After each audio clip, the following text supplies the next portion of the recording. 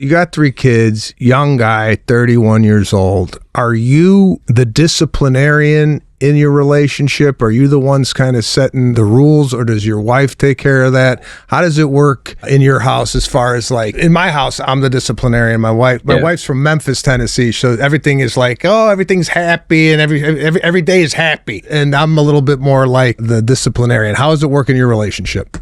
I discipline the kids. My wife disciplines me. Oh, God, Pete, is that an answer? I like that, man.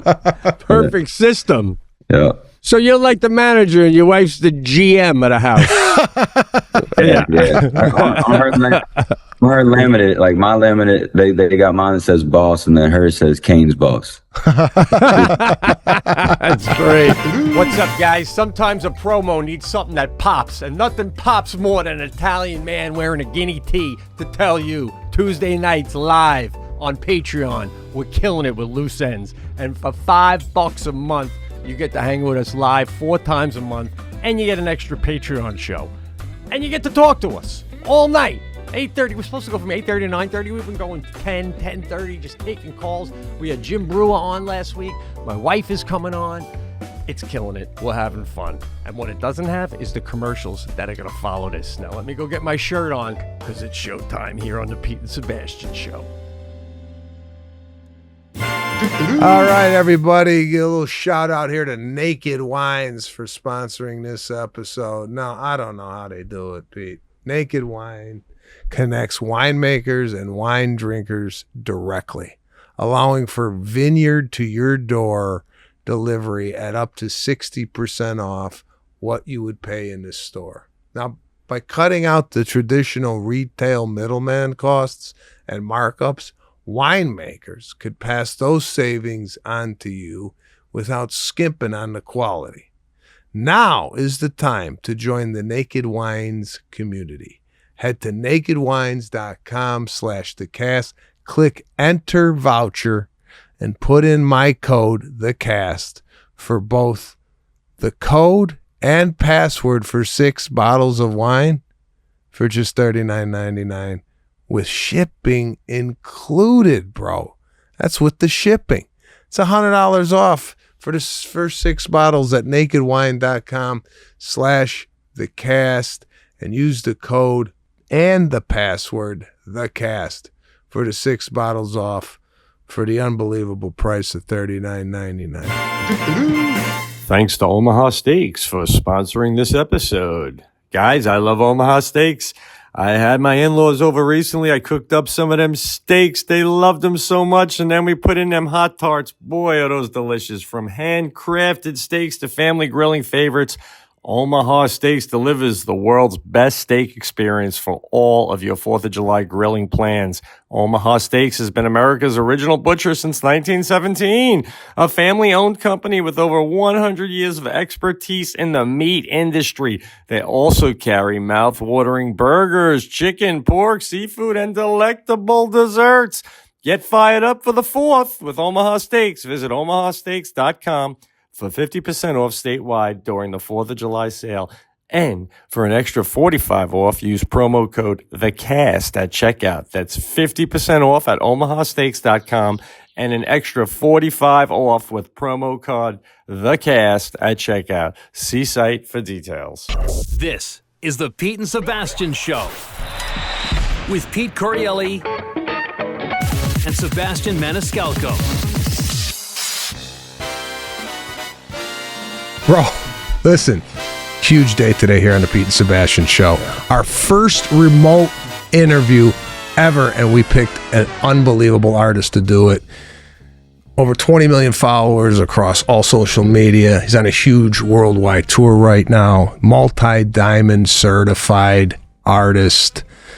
I mean, Time 100 most influential people. He's got humanitarian awards, works with the Boys and Girls Club. Very talented. He went from Facebook to stadiums. Crazy. Please welcome Kane Brown. Yes. All right. Guys, listen, Pete and Sebastian show. You know how we do it with guests. We don't have anybody on the show. We have people that really are fantastic and interesting, and this guy is tremendous. I want to welcome to the Pete and Sebastian show American singer and songwriter Kane Brown. Good to have you aboard, bro. Got a lot to get into with you. All right? All right. Go. I understand that you play golf and you recently went to Michael Jordan's golf course. All right? Now, I'm a Chicago guy, born and raised. Michael Jordan is one of these guys that I've never met. So I need to know a little bit about when you met him. Is there an aura over it? So you felt it? Oh yeah, I felt it. It's just, I mean, it's just like the door opens and like music, the opera starts singing. There's, lights beaming. Dude, it was so cool, man. And what was funny is I was talking to another golfer, and we were having a conversation. They're like, "Hey, Jordan wants to say hi to you." And I turned around and I saw him because I didn't see him all day. I didn't even say bye to the guy I was talking to. I just left. Nice. Completely forgot about him. But yeah, it was awesome. And at his club, is there anything at the Jordan golf course that you saw that you've never seen at any other golf club in your life? Was there something that you came across going, oh my God, they're serving ice cream on the first hole? What's different about Jordan's course than any other course you've ever played? Honestly, just the clubhouse. Well, first off, we pull up to the clubhouse, and then it's just this amazing glass, architecture. I don't even know if I said that word right. But then you see his car sitting out front. And they're like, yeah, that's Jordan's car. He's in there doing wherever. We don't know where he's at. And then you go in, and then it's his store, but he's got all Jordan stuff in there. You want to buy everything immediately because you don't want to be seen. You know what I'm saying? You don't want to be seen without rocking some Jordan stuff. And then not only that, it's just the people that hang out there. I ran into so many people. I got to, I was also playing with Gary Sheffield. We played 36 holes together. So just the people that are there too, it was so cool. Wow. Did not feel like I was supposed to be there. Well, that's great. That's a great experience that I would love to have one of these days. So I wouldn't say an avid golfer. Pete and I golfed in Fort Lauderdale once together, and it was they kicked us off the course after 3 holes because I go every year for my birthday, so I can leave a slot open. I leave 2 slots open, so I can go. But Kane, you and Sebastian, both of you can speak to this, okay? It's like, when do you get to the point, because you're like, and then I turn around and Gary Sheffield's there. With all due respect, I'm a Yankee fan. Gary Sheffield went home to his wife and said Kane was there, okay? Trust me. So when do you ever have that moment where you go, I mean, of course, there's always going to be a bigger star that you're going to admire, but do you ever have that moment where you're around somebody and no name's necessary, where in your head you're like, oh shit, 5 years ago, I would have been kind of bugging out that I'm around this person, and now I feel like they're excited to see me, like you're a little more comfortable in it? Or is it just always, oh my God, I can't believe this is happening, I can't, like, you know what I'm saying? Because I just did the arena tour with Sebastian, and he was like, acting like he was playing the funny bone in front of 100 people. Yeah, for me, man, I'm still that guy that worked at Target. So you're not. You say it, but you're not, bro. I did the Wikipedia. I know you. My daughter plays you. She's 12. She puts you on the other room. You're not the guy at Target. You're the guy whose songs can be bought at Target. No, I'm just now getting back to that point, man, of realizing, what I do for a living. But cool. But I appreciate you saying that, man, because it takes. No, but that's a great answer too, man. That is a great answer. That Sebastian's the same way too. Just it's hard to keep it humble. You guys do. That's cool. No, thank you. Well, made my day right there. Kane, so Pete and I often talk about singers and musicians on the show. When you go to a wedding or a party, and let's say there's singing, there's a DJ, maybe there's a band. Is there a pressure for you if someone goes, hey man, get up on the mic and knock out a few tunes? Or do you go, nah, I'm just relaxing? Is there a pressure to perform when you're out socially? Not at all. I just say like that's what I do that's my job. It's almost like saying, I forgot who did it. Somebody did it the other day. They asked them to do something, and then they asked what they did. Oh yeah, somebody. The guy that asked said he was a roofer, and so then whenever he asked somebody to do a job that he already did, he was like, "Why don't you go build me a roof?" And he was like, "Oh, I get it." Yeah. So I just tell him I don't really feel like doing it. But if I had a few drinks, I'll possibly jump up there. So I won't sing my own songs though. I wouldn't sing my own songs. Oh, you don't? No. But is that frowned upon in the music business? If somebody got up at a wedding and they start singing their own song, and you were there and you were like, this guy's singing his own stuff? We would give him shit for it, definitely. Oh, okay. Yeah. But we would every time like somebody's song comes on a jukebox, I remember some Aldine, he told me that I paid to have my own song played up whenever we were in the bowling alley. Oh, is that right? It's like jabs and jokes like that are thrown out, but that's it. Yeah. I bet when you're at a party, though, they may not ask you to play, but they always conveniently let you know where the mic is, and we have a guitar. Right? Yeah, all the time, man. I honestly, though, I ain't been to a party. I couldn't even tell you the last time I've been to a party. Y'all party a lot? Bro, we're 51 and 55. I was in bed last night at 7:30. Feel like that. I got 3 kids. I feel like you age every 5 years. You know what I'm saying? With one kid. So you got 3 kids, young guy, 31 years old. Are you the disciplinarian in your relationship? Are you the ones kind of setting the rules, or does your wife take care of that? How does it work in your house as far as like in my house? I'm the disciplinarian. My wife's from Memphis, Tennessee, so everything is like, everything's happy and every day is happy. And I'm a little bit more like the disciplinarian. How does it work in your relationship? I discipline the kids. My wife disciplines me. Oh God, Pete, is that an answer? I like that, man. Perfect system. Yeah. So you're like the manager and your wife's the GM of the house. Yeah. On her laminate, like my laminate, they got mine that says boss, and then hers says Kane's boss. That's great. That's phenomenal. So Kane, I understand you're into fitness. Are you one of these guys that's, get it in, 5 a.m., you're up, you're doing your workout, you're cold plunging, you're steaming, and by 7 o'clock you wrote an album? Or are you like one of these high productive individuals, or are you just like, I work out when I feel like it? No, so I got a schedule down here. So I'm in Florida, and it's amazing here Nashville's amazing, but just here, like I'm in like a great community.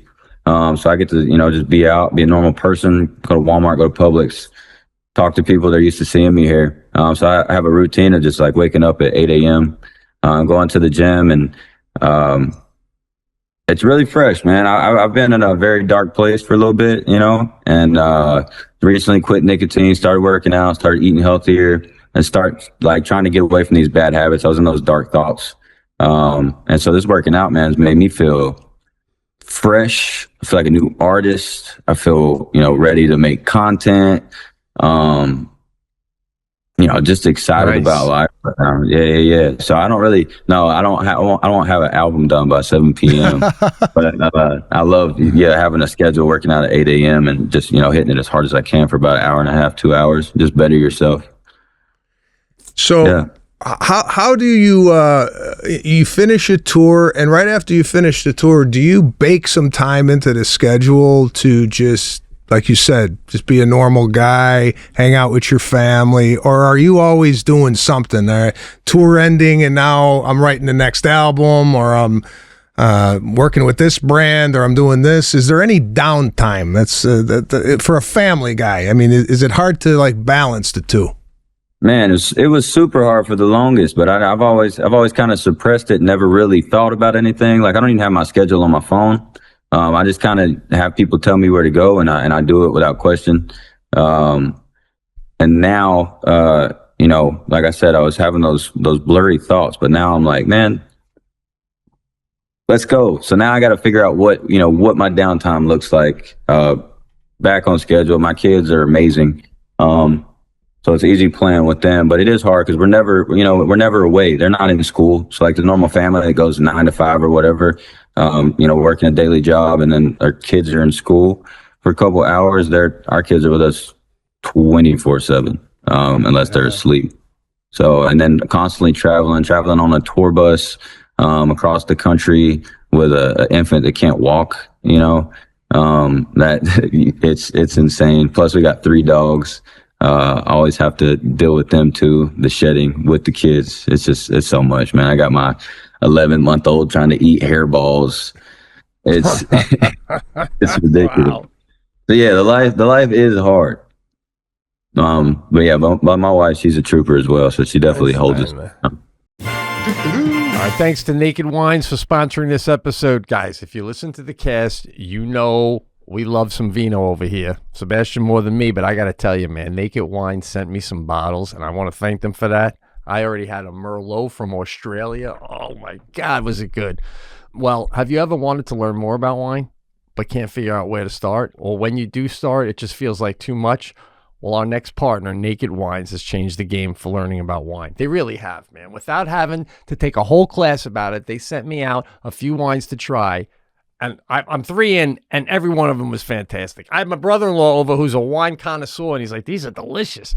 Naked Wines is a service that directly connects you to the world's finest independent winemakers, so you get award-winning wine delivered straight to your door. Use our code, THECAST, for the code and password at NakedWines.com and get their incredible deal of 6 bottles for just $39.99.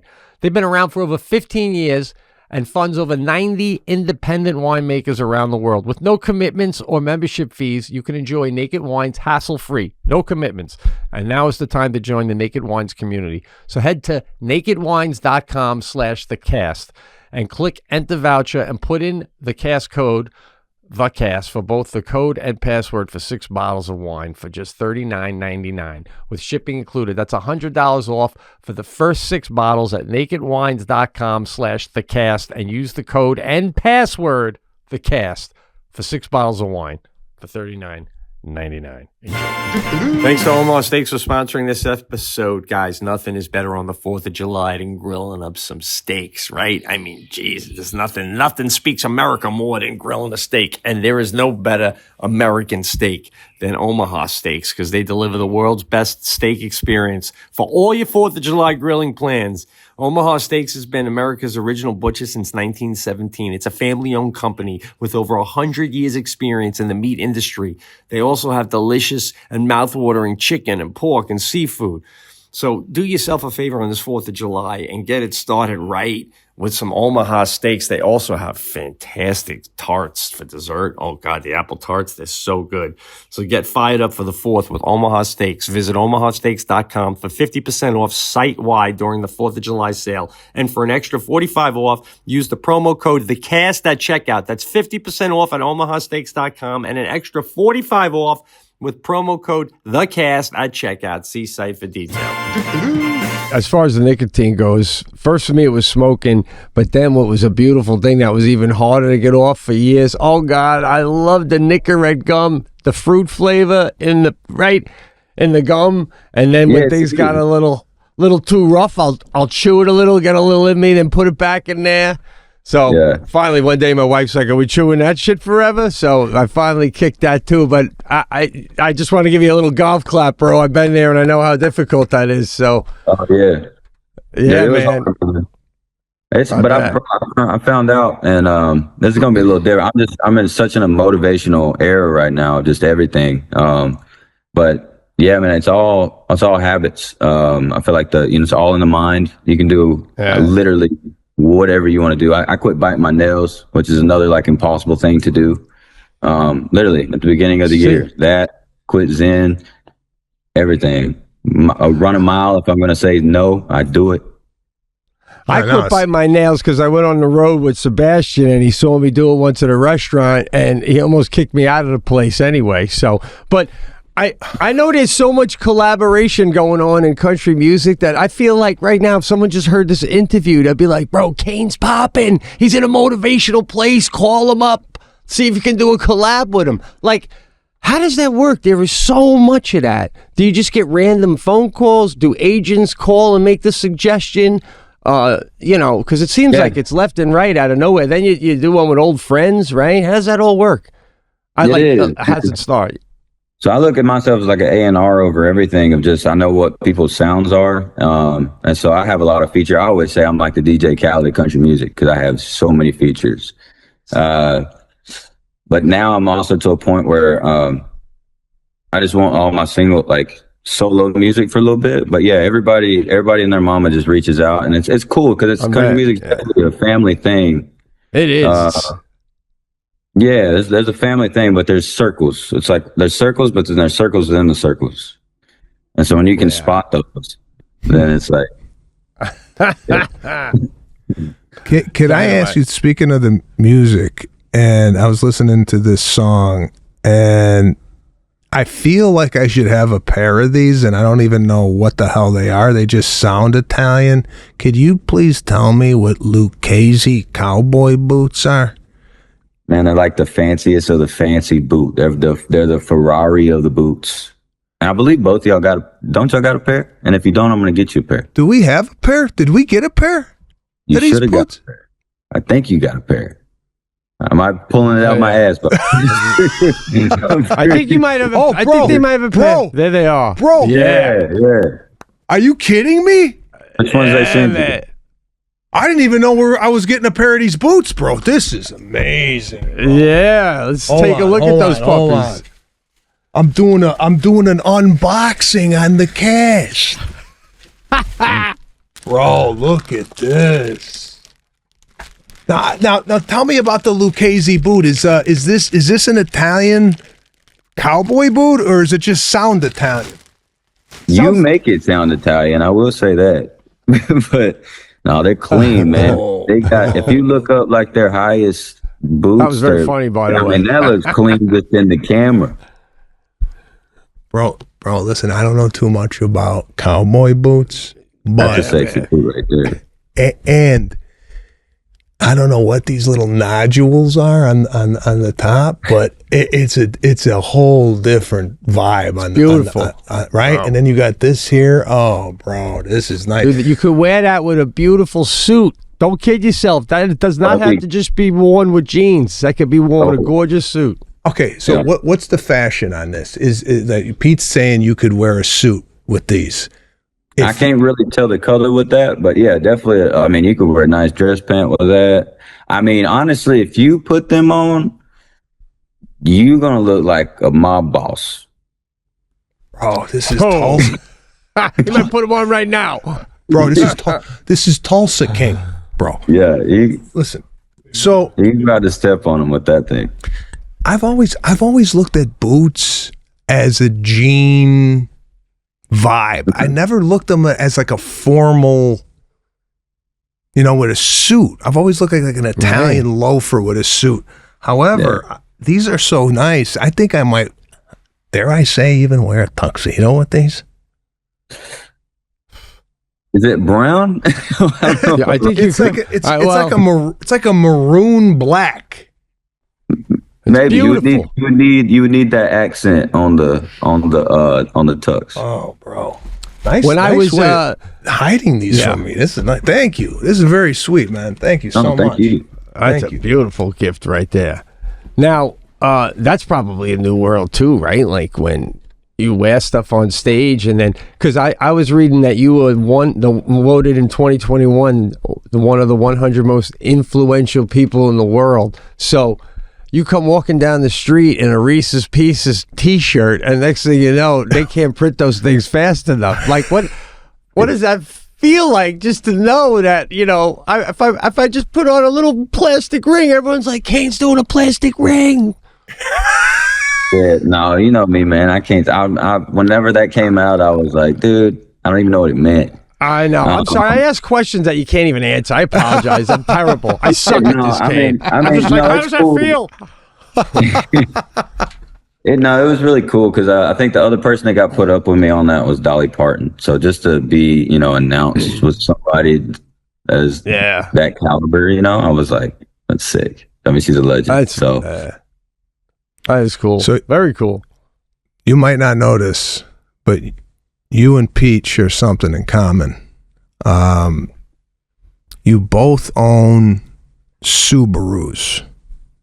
Nice. Okay. Although I think Pete's Subaru might be a lot different than your Subaru. Yeah. Now, I don't think yours is a 2020 Forester. No, it isn't. But, so is this, did you make the car like the one in the Fast and the Furious? I mean, did you buy it and soup it up like that? Or it has to do with the Fast and Furious, right? Your car? Yeah. So my dream car was always STI, WRX STI, and then I found this one, and the guy gave me a test drive in it when I bought it, and he blew the engine giving me a test drive. Wow. So then my young dumbass bought it anyway because it was fast whenever he gave me the test drive. So I was like, I'll just rebuild it. And so, yeah, for some reason, I just had this vision of wrapping it. I loved Jesse's Jetta off of Fast and Furious. Just mine's a Subaru. So, but it is a match, white wheels, exact wrap, everything on it. Rebuilt motor. It's got 800 horsepower. Just a Subaru instead of a Jetta. So Pete, are you even familiar with this type of Subaru? No, I'm not, man. You should get one. A WRX STI. It doesn't sound like mine is like it's the most basic thing you can like. I'm shopping like into lesbian women from Vermont when I'm shopping for my room. You know what I mean? like mine are hard to get because they're getting lapped up by like I said, the women in Vermont. I don't know. Yours sounds like a high level thing going on. No, man. You can make them high level though, but they're fun. If you buy them stock, they're super fun. Are you a car do you know how to fix cars? Did you grow up with engines or anything like that, or is it? Man, I grew up without a dad, so I can't do a lot of man stuff. Okay, but I do vehicles though. Yeah, I know. You seem like a natural. I saw you in the monster truck when they put you in the monster truck, and then you were riding around. Bro, you look like you were going to. You look so comfortable in it. I if I was in a monster truck, I would be like pressing on the gas a little bit. As soon as you got in it, it looked like you were off to the races. Are you like a thrill seeker? Are you the type of guy that likes to do these like, no, I'm going to jump out of a plane and I'm going to do this, I'm going to do that? Where does that come from? I think just growing up. I mean, I grew up in the trailer park, so we didn't have much to do. I had a Huffy bicycle. And I just remember we would be like, we'd have big hills and we got tired of coming down the hills and just riding down. So we would make jumps. So we'd come down and the jumps just kept getting bigger and bigger. And then we kept growing older. So the thrills had to keep getting bigger. And once I ended up being able to get cars, I've been going to tracks, just driving, like just racing. And then, whenever I was in about 19 to 20s when I fell in love with like street racing. I'm not saying that that's cool or anything. That's what I fell in love with. I've had the thrill. Listen, I know we're not ending the show yet, but I'm going to give you a little early parting gift. I'm already seeing the country song, "The Hills Kept Growing," right? Until you met your wife and she said, "This is the last hill. There's no more hills to jump." You see what I'm saying, bro? It's right there, the metaphor. That's what my daughter's 12. She loves country, right? So it's constantly, Alexa, play country. And that's when I first came across you, because the one she likes, she plays over and over. And you're a backseat driver. It's a great song, Sebastian, about your daughter looking out the backseat. And it's funny because in country, so many times it's like, I love it. And I'm getting more and more into it. My daughter plays. My problem is at my age, it makes me cry a lot because I think about my family. It's also patriotic and great and moving. But like, there's got to be another side to you. Like, do you always feel like you got to lean to that side? Because like in that song, here's my example. It's a great song about his daughter looking out the window and asking questions that Kane as a father can't answer because she just keeps firing off another question before he's answering the last one. And like at one point, one question is, why do you keep pressing your foot on that pedal with the car? And it's such a beautiful song. But as a dad, I'm listening to that and thinking to myself, I go, what do you think's happening? What do you think's happening when I touch it? What seems to happen whenever Daddy, the car goes, the car stop. I'd be yelling in the rear view, stop asking questions you know the answer to. But you make a beautiful song out of it, make me feel like a piece of shit. But you must have that thought too, right? Where's the song about my kid won't shut up in the back? You know what I'm saying? Why do country singers always got to go to the beautiful part, the teary-eyed, making grown men cry at red lights, Kane? Yeah, I don't know. Maybe I mean, okay. I'm gonna tell Brad Paisley that. I'm gonna tell Brad Paisley that because he's the comedian when it comes to that stuff. Hey, if you're gonna tell Paisley anything from me, tell him he's wearing his jeans a size too small. But never, I ain't his publicist. That's for him to decide. Man, Kane, you're a pleasure, bro. But seriously. So, Kane, you're doing, you're jumping on bikes and you're doing ramps as a kid, this, that, and the other thing. Now you're doing stadiums, arenas. Was this ever in the cards for you, or was it just, is this like something that you had on your vision board? I'm doing arenas, or is it something that just music just took you there? Was this a goal of yours, or was it just out of the passion of playing music that brought you here? Man, it was, I never had a dream of playing stadiums. I just wanted to see where it would take me, and it's just been a fun ride, hanging out and doing, whatever music's got me to do. I will say that I'm going back to that motivational crap, but I went to that dark space and you eventually just get like shadowed by everything that's going on. And I would have those moments where I would be like, damn, just look around like I have a pool. Like, just remembering where I come from. I know, right? I have a pool, bro. It's crazy.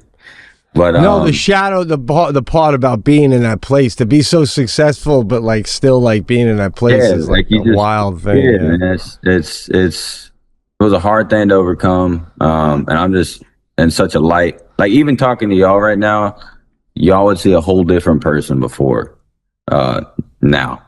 So y'all are funny as well. But I appreciate y'all having me. But yeah, dude, this music's taking me to a place that I never in a million years would have thought that I would be. And I'm just out of this world grateful for it. And I'm just glad that I have a second chance at it. That's what's cool about it. Well, how do you go out there and like you're doing stadiums? Is this something that you have to kind of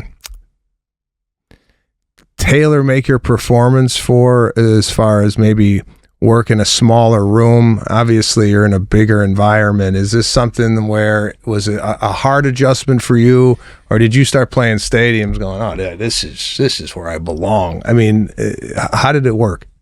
I think it's easier to play stadiums. I think it's harder to play smaller rooms.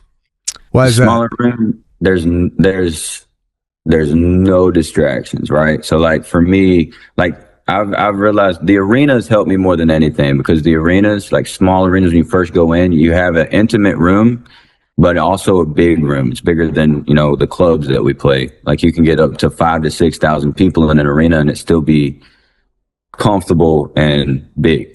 So at times when people could actually see me when the lights were off, it would just get weird if I was standing there, or the band, or the band's tuning their guitars and things. So I would have to start talking to the crowd and becoming that stand-up comedian just to entertain them while everybody was tuning.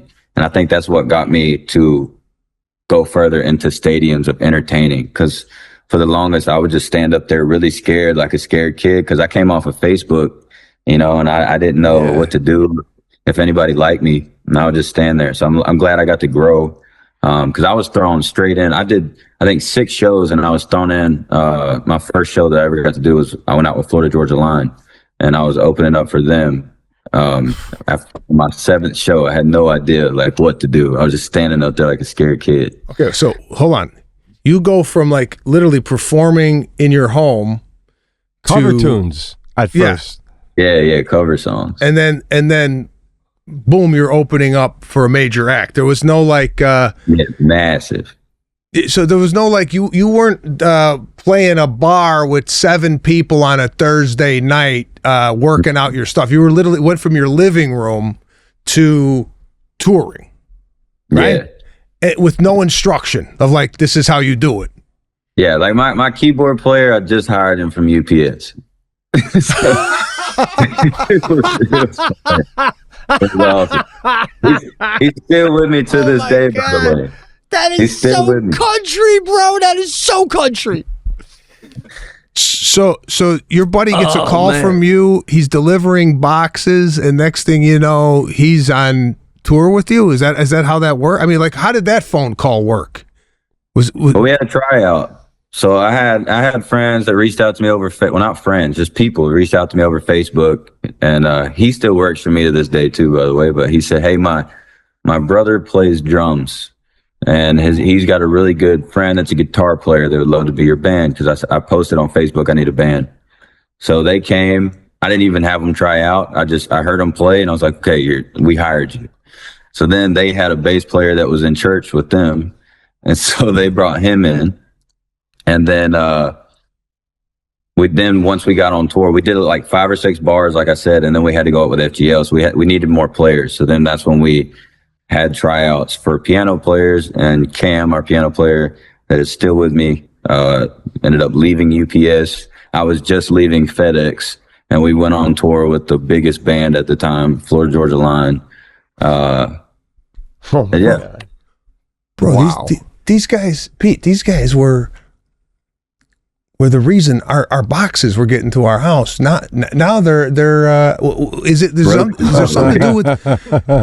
Is there a overwhelming amount of country singers working at Amazon, FedEx, and UPS? I'm sure there's some more hanging in. Yeah. That's crazy, man. That's nice to hear, because I always like those stories where working a day job, because we all been there. I was a waiter for 7 years, trying to wonder, when is it going to click? When is it going to happen? Next thing you get a phone call, and then you're on tour, and it's like you can't even believe you literally went from dropping a box at somebody's porch to, you know, now you're playing in front of thousands of people. It's really an incredible story. So where does the passion for video games come in? Is this something that you recently took up, or is this something that you played as a kid and then kind of just went into adulthood with it? Because I just picked it up with my son. My son's 5, and we're playing FIFA 25 on PlayStation. Right. And I haven't picked up a video game since, you probably not even going to remember this game. It was called Atari. So what's the deal with video games, and how'd you get hooked on them? I played video games ever since I was a kid. I remember getting my first PlayStation. It was kind of my escape. I'm very competitive, and it's kind of like the only thing I can really compete in right now. Just because other than golf, you know. So I just love to compete, and it's trying to actually get away from it. But I'm pretty good at them, and I just love. I'm super competitive, so I love beating people's ass. Do you have a video game chair where you sit, like it's specifically made for gaming, or do you just sit on the couch and play? Oh, bro, he's got a chair. This is Pete. This is he probably just got a Christmas bonus for moving his back right there, so I don't even know what am I looking at, bro? What is this? How many screens? This is my gaming setup, my stream setup. So this is when I can stream. And this is just one of them. I have a streaming setup everywhere I go. Holy Shit, the CIA sends people to his house to train. He's Look got at that gaming setup. This is how piped in he is. He's got a computer screen that goes the other way. It's locked. What is that used for? The screen? Yeah, that screen that goes north and south. What is that thing? So that's for my chat. So whenever I'm on, let me see if I can bring it up. So whenever I'm on the game, people can talk to me. So I have a camera as well. You can see me. So you're playing with. So you're one of these guys that plays with a community of gamers. Is it specific? Like, is it like 8 guys that play, or do you just pop in? Like, could a kid at 15 years old be playing Call of Duty and then you pop on? Oh, bro, all the time, yeah. And my name came around. But the funniest thing though is the 12-year-olds that come in and they're just like, "Fuck you, Kane Brown." And I can't say nothing back, but like my wife will be in the background and she'll just hear me say it. I'll be screaming. You can't do nothing, man. They're 12. Am I supposed to threaten a 12-year-old? Yeah, no. I this is like a whole new world, bro. I mean, used to be able to, like, again, growing up in the 80s, it's like no one to play with, right? I had to wait till Johnny came home from his soccer practice so we could play video games. Now you fire it up. Next thing you know, you're playing with some kid in Indonesia. I mean, Pete, you're looking at me like you don't even know what's happening right now. Do you know you can play games with other people online? Yes. Not only do I know that, but I don't know if Kane's ever done anything at this level because he's a lot younger than us. So he's like of that generation. There's a couple guys who were on your tour, and they go, I go, "What'd you do on break?" And they go, "Oh, we hung out one day." And I go, "Oh, where'd you were there?" And they go, "No, online." I go, What do you mean online?" "Well, we just shared a screen. I was in my kitchen and he was in his living room, whatever, and we chat, and like I also play video games. So it's kind of like you're not alone. There's a friend." And I'm like, "So you don't even talk the whole time? You're just like, no, yeah, you go maybe get a soda and come back in. Like, you still there? Yeah, what are you doing?" Did you ever do that kind of hang, Kane? But Kane, don't you feel like the FBI is instantly a red light goes off on your address the minute a 12-year-old kid says, "Hey, Kane," ding. Now there's an FBI agent watching your house like this, going, "All right, is he going on? All right," he's telling him to fuck off. Like, no, they can't clip you. Like if I'm screaming. What does that mean? A clip is if like I slip up and say something crazy, like you gotta watch what you say because anybody can be watching you and they can clip you. And so why do you do that? Then what do you get out of that? I am media trained, buddy. Hey. That's great. Pete, you would be arrested within 3 minutes of doing one of these things. All right? The shit. Yeah. Yeah, because so what you could rewind and clip that out? Is that how that works? Bro, this is beyond my knowledge. Is the whole thing being filmed where you could go back to when Kane told me to fuck off, and then they clip that out? Yeah. Oh, that's they got this clip and it goes back for 30 seconds. Oh, gotcha. My God. Mm-hmm. No, It's scary. It's scary. But with video gaming though too, is it kind of like golf in a sense that maybe you have like a few buddies that do it and you say to your wife, "Hey, for the next 3 hours, so Sunday morning, me and my friends are all going to get on and play this game together." Is that something that they do too in the gaming community? Like you and your buds would all get on together? So you will learn that there is no time schedule in gaming. In gaming, they will say they'll be on in 5 minutes and it'll turn into 4 hours and then you'll be getting off and they're getting on. It's a whole nother comedy thing in gaming of when you're going to get online. Yeah. It's more, for me, it's more of I'm just going to jump on now and then I hop on and then it's either I hear my wife or I don't hear. And if I don't hear, that's good news. If I do hear, I need to get off. Phenomenal. Man, no, it's not becoming a problem here, but I don't want my son, like when he says let's go play soccer, he's not saying outside, he's saying let's go on the video game. So I think I got to switch it a little bit. So it will also, I didn't mean to interrupt you, sorry, I was gonna say it will also get to, like, I was a huge baseball fan, so I loved playing baseball, but it's also great for the knowledge of the game. There is benefits to playing games. Because he's gonna, like, if he's only 5, he doesn't know all the rules with soccer. But when he messes up on that game, he's gonna learn what it's coming from. So then when he actually wants to play soccer, he's gonna learn. No, that's the way I've looked at this. Is like they get to know the rules of the game with video games. So when they actually play the game, they've seen it, they've done it. So that's the justification in my head. Listen, I didn't think I was going to be into this. I looked at video game people going, what do you guys got nothing to do? Next thing you know, me and my son are playing till 10 o'clock at night. So wow. It's I don't know. It's fun. It's just in moderation. Now, we have a segment here on the show, and I'm gonna guess just by talking to you for the last 40 minutes that you're a cologne guy. Am I right? You wear cologne? Yeah, I do. Okay. Do you have a variety of different scents, or do you wear one scent throughout the week? And do you have show cologne? It's only worn when you perform. You never smell it on you at Publix. So in the last 10 years, I've bought 1 bottle of cologne. I have about 15 bottles of cologne. And it's really just what I've been given from fans and other things. And so I'll literally smell different every day. They're everywhere. I've got different cologne here in Nashville. I just spray. They're all pretty good. They're all pretty nice. I don't really have any bad smelling colognes.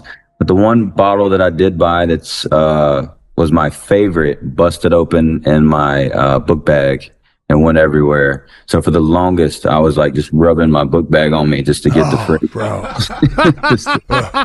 It's great. But it was nice though. My computer, it got all over my computer, so my computer smelled nice for like 4 months. Oh, that's a great commercial for the brand. Even if you break the bottle, you'll rub the bag.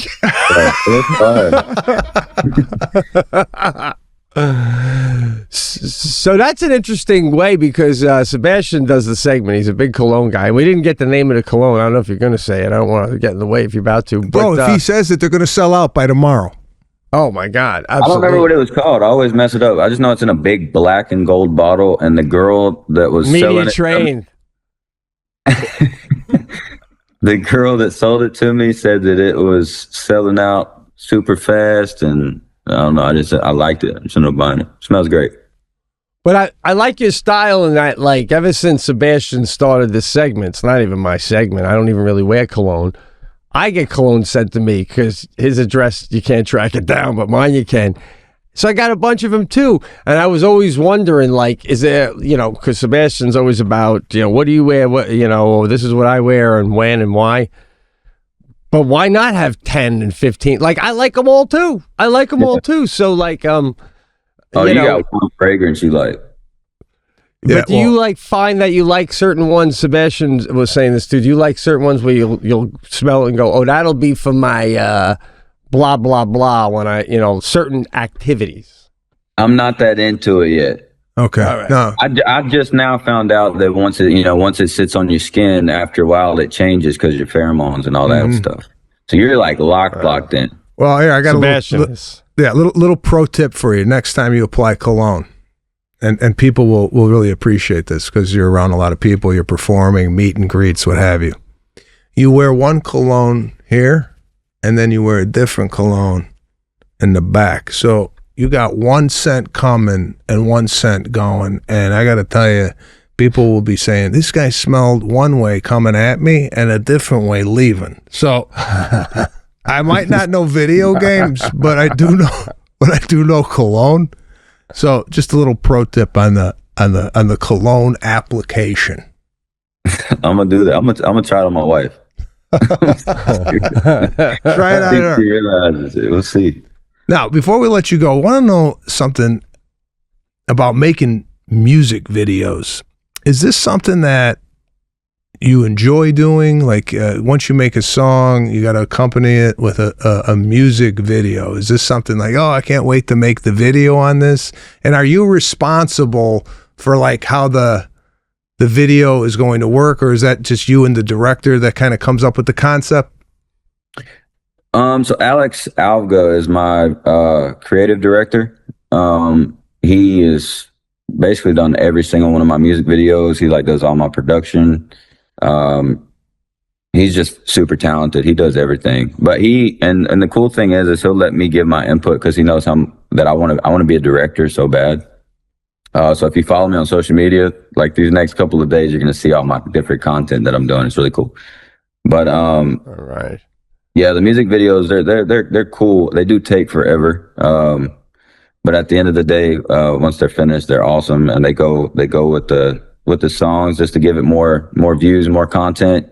Puts a story with the song, and then sometimes, like I said, I love thrills and racing. Like I think 4 music videos ago, I got to actually drag race in the "I Can Feel It" music video, and that was really fun. So you get to do a lot of cool stuff with it. Whatever you want, right? You're like, I had a dream last night. The video came to me. I'm going to be in a private jet landing in Paris. Yeah. I went to space with Black Bear, not really, but in LA, and got to fly around on a cable, which I never really would have got to do anywhere else. So that is right. How long does the average music video take to shoot? It depends. I'd say probably it's a full day, like 12 hours. Oh, you knock it out in one day. I'm thinking this guy's there for 3 weeks. Not 2 weeks. I'd say max. Like we just shot for this last album. I think we were there for 2 or 3 days. All right, 2 or 3 days. I got one final question, if you don't mind, a light one. Okay. Okay. I wear a chain too. I've been going with it now for a while. I wear a lot of V-necks because I like it to be seen, but I feel it's interesting because I got a lot of friends like you, a comedian, Giannis Pappas does this too, chain out. Have you given any thought to that? Like, have you ever gone in with it? Or like, if it gets tucked in, do you make sure it's back out? Like, it's a totally different look than chain in. It depends what shirt I'm wearing. Depends on, okay. So it does have some days you tuck it in? If I have a V-neck, I probably wouldn't wear a chain that hangs low. I would wear like one that cuts off at my neck area right here. Whoa. So you do a chain change? You don't even have, not only are you switching up colognes, you're switching up necklaces? Yeah. I thought I lost this one, and then I found it. No kidding. Pete, you act like this is... You don't have a different chain? He's got multiple chains, just like people got multiple watches. I'm not denying that you wear other necklaces, but I thought there was one that like just is always dangling no matter what. This puppy don't even come off in the shower, and I thought that was the one I'm looking at. No, I just found this one. I lost it for like a year and a half, and then I realized it was down here in Florida. Bro, but yeah, continue. I'm sorry, I cut you off. No, I was going to say, I just have different chains. Like my wife gave me one, and that's the one I'm talking about. If you wear a V-neck, it's like a nice little gold chain that y'all see back in the 90s. It's flat. That's nice. If you bring those back, bro, especially with a V-neck, clean. So I'm walking away. See, again, I know why Time wrote you up about that, because now I'm rethinking. I'm too narrow-minded, man. You're switching chains, switching scents. I'm loving it, man. I'm locked in. He's running an handbag, brother. I ain't doing that yet. What's that? It's an advanced move. It's an advanced move. Took years to get there. But man, we got to really thank you for coming on our show today. It was a pleasure talking to you. And Pete and we understand when you go back out on tour, we'd love to come and check out a show. Because you know what? Yeah. I have never been to a country artist concert. Mine's different. Mine's a lot different. Mine's everything, all genre. Oh, Oh, perfect. I mean, hey, you get the best of all worlds when you go to your concert. Get everything. I'm just a Music's jukebox. phenomenal. Music's phenomenal. But I tell you, man, bring a Kleenex because even Kane's got some of them too. That they just country songs, a good written one, and you guys are killing it right now, ladies and men. Country music is absolutely on fire. It's like in my little town, I live in upstate New York. It's all these kids are listening to. And every song, like I said, is a little story. So, man, I just appreciate the music. It's really phenomenal. Pete brings up crying. Have you ever looked into the audience and seen a grown man crying to one of your songs? Multiple times. I always tell them a story, especially my song For My Daughter. If you haven't listened to that, you should go listen to it, especially if you like to cry. My dad's been in prison since 96. So I grew up, like I said, without a father figure. When I found out that I was having a daughter, I wrote a song called For My Daughter, and the tag is I grew up without a dad, so I'm going to be the best one I can be. And so I always see dads out there crying. Or what got me last, like 2 or 3 shows ago, there was a daughter crying, hugging her mom, and her dad wasn't there. Do you ever cry on stage seeing that? No, but I did cry the other day because my son's 11 months old, and I had a weird moment where the cool thing about music is like you'll write a song and then it'll end up hitting you harder somewhere else in your life, you know? Mm-hmm. So I gave my son a hug before I went and did my show, and I was thinking about me as my father, and I was hugging myself, which was my son. And so I was telling that story on stage after I sung the song, and I saw people tear up, and then I started crying. Wow. So things like that. And then I've cried on stage, like, about songs with my granddad, which he's passed away, but some songs about him. And so yeah, I've cried on stage quite a bit. It's not the best trying to sing a happy song after that. Wow. Yeah. Pete, Man. Yeah. You think you could cry maybe doing maybe a joke, getting to a point where you cry and then boom, you flip it and then they're laughing the next moment? That would be a beautiful ending. It's so funny. I don't think I could, but we've talked about this many times, Kane, and I feel honestly like something triggered in Sebastian's head hearing what you said today. I'm not even lying. And he's going to do on stage, not be afraid to go there because you said you go there. So I'm not saying he's going to look for it, but if it presents itself, Kane did it. Oh, I'm doing it now. No. I tell you. Again, bro, you got a way of influencing without influencing, Kane. It's really just a matter-of-fact way about you, bro, that just pulls people in. It's a beautiful thing. So we're going to come to a show, and next time I'm in Florida or Nashville, like to hit a golf course with you so you could see my new boots. If you wear the boots to play golf, bro, that'd be legendary. Thank you for the boots. Thank you for being here. We really do appreciate you. And absolutely. God bless, man. Yes, sir. Thank you. Nice to meet both of y'all. You got it. You too. Good luck with everything, man. Thank you. Yes, sir. Kane Brown. Listen, Pete, dare I say, is that our first remote interview? I thought you were going to, it is as far as I know, and I thought you were maybe going to mention that. I was following you a lead on whether or not we do, but I thought that went pretty well, bro. The sky's the limit now. We can have Gandhi on if we get good reception. Oh, wait, no, he's dead, but I'm saying we can get anybody on from anywhere. No, interesting guy. Really great guy. 31 years old, kind of came from nothing, and now is killing it. So good to hear from Kane Brown. Hope you guys go ahead. Sorry to interrupt you, but you just say the age. He's got that Watt aspect to him too, where like, what's the deal with these guys in their early 30s having the maturity level of a 57-year-old man? I didn't have that at that age. Like, no, it's a maturity level that you rarely see, especially coming from a guy his age, 31. He's got a full family, guy. This guy's got 3 kids, wife. 31. I was serving chicken satays to table 16.